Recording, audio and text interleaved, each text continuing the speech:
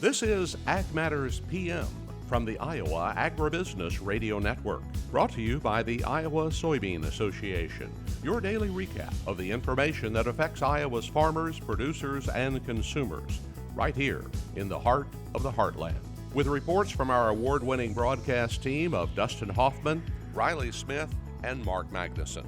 Now, from the IARN studios in Des Moines, here's Dustin Hoffman.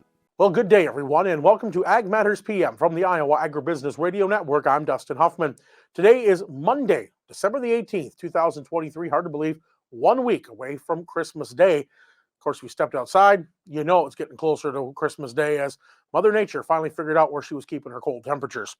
Coming up in the program, we're going to talk with Scott Jungman of Corteva about the Enlist program. We're also going to look at that kind of chilly forecast, but first, let's kick things off with the markets. It's time now for the Ag Matters PM Closing Market Summary, your source for market analysis and settlement prices from the day's trade in Chicago, courtesy of the folks at agmarket.net. Well, we're at the end of another trading day, and it's time to talk with Tyler Schau of agmarket.net. And Tyler, Monday, what are we looking at for this week starting off with the grain trade? Pretty mixed day. You know, soybeans are going to have a fairly decent day. The January contract's going to close up about 12 cents. One of the things to pay attention to on beans, the spreads, the January to the March has seen some significant improvement here, really since just the beginning of December. On December 5th, the January March spread was all the way down at a 21-cent carry, March over January. That's narrowed up to about 12.5 cents here today. That's usually, when you see that spread narrowing up like that, that's usually pretty positive for the cash market. There's some talk. There's probably some more export business being done or some being booked as we speak that we'll find out about over the next few days with some flash sales. Corn, kind of the opposite. Corn spreads are weakening. You got your March contract down 5 3/4 here with the market just closed. So seeing a little bit of struggles there.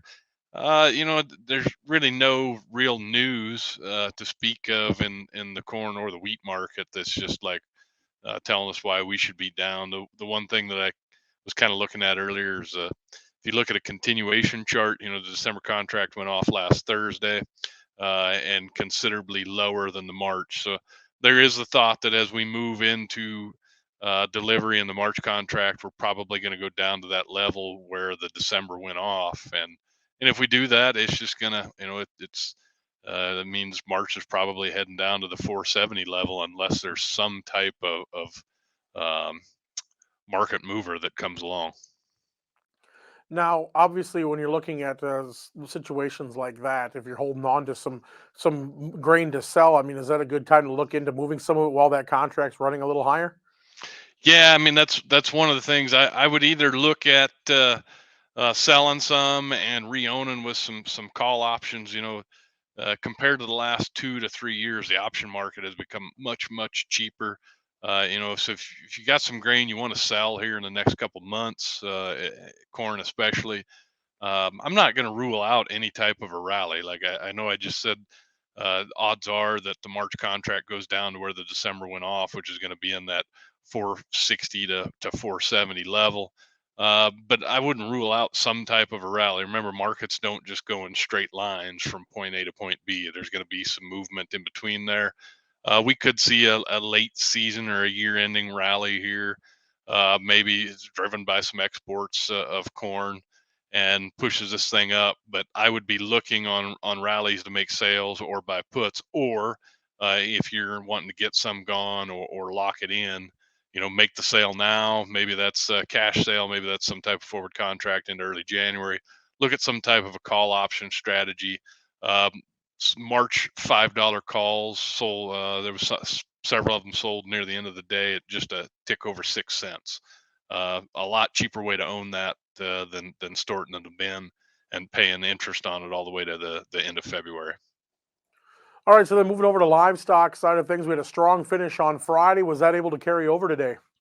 It did. It carried over pretty strong. Feeder cattle were up real strong early. Fat cattle at one point were up a little over $1, and a half in nearby contracts.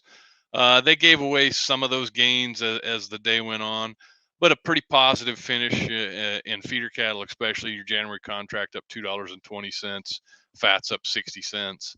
There's a cattle on feed report going to come out this Friday.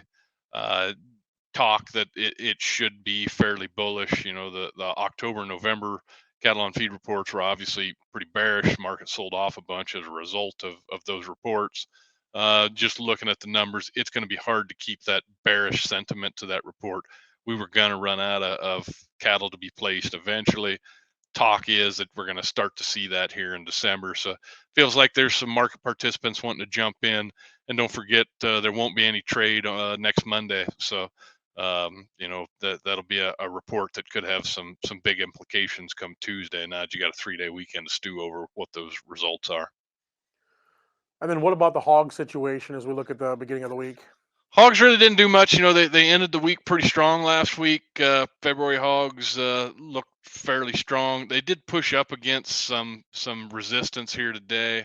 You've got the 50-day moving average that's up at like 72.40, 45. It actually went right to that. That was the high, 72.45, and then sold off, and we closed down about 32 cents. The midday cutout report was pretty strong.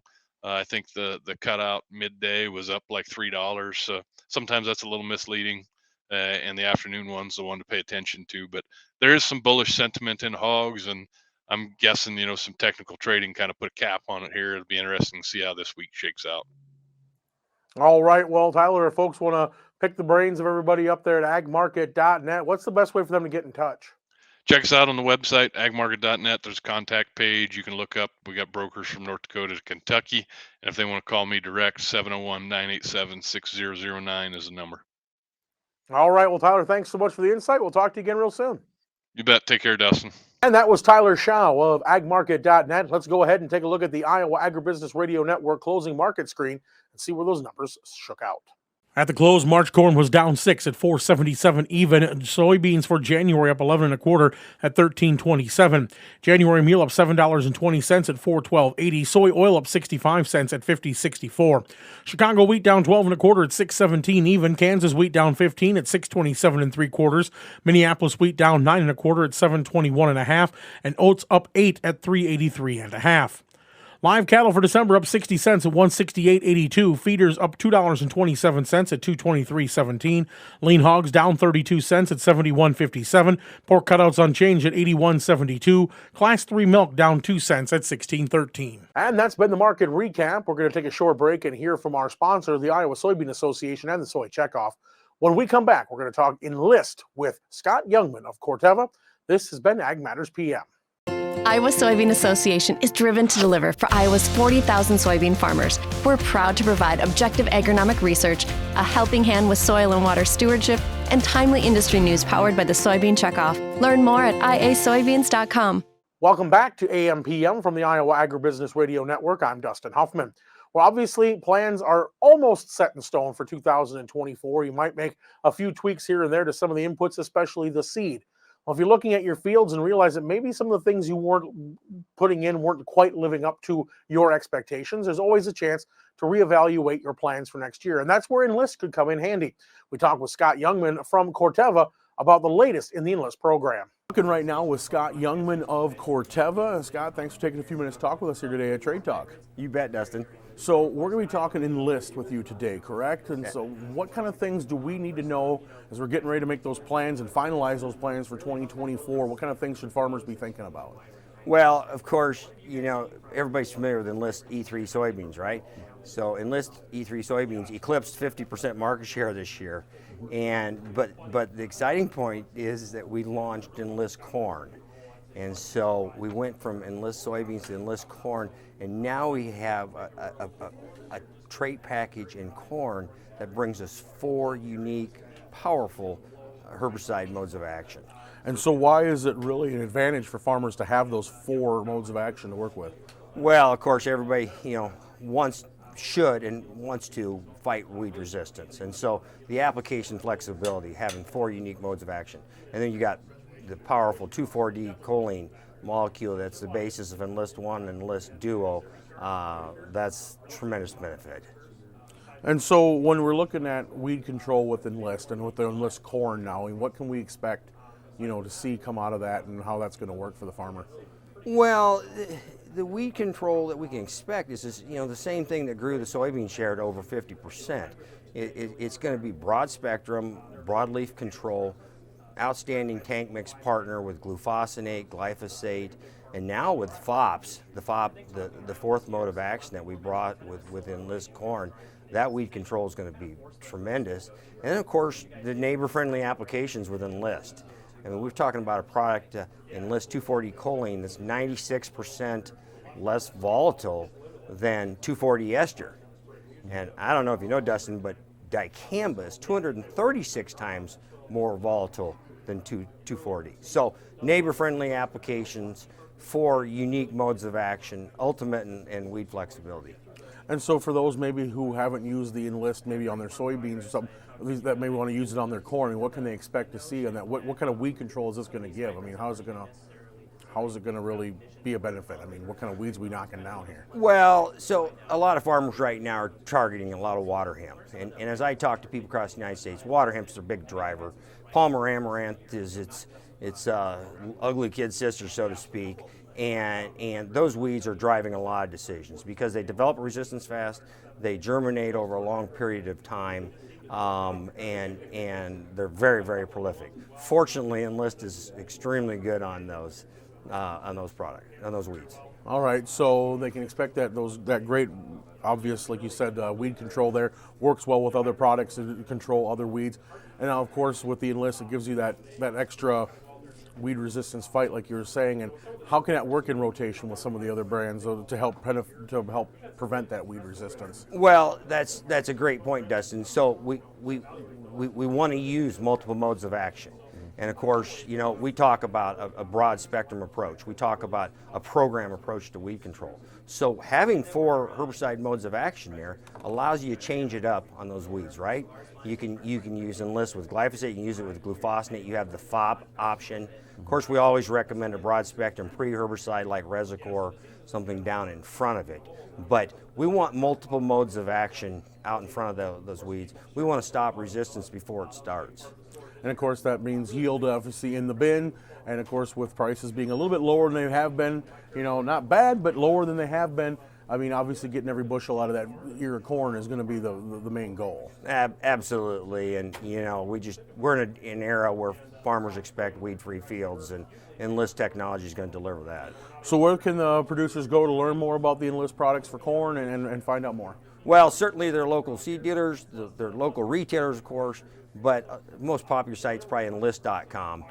All right, well, we thank you so much, Scott, for giving us that information. Thank you, Dustin. That's Scott Jungman with Corteva.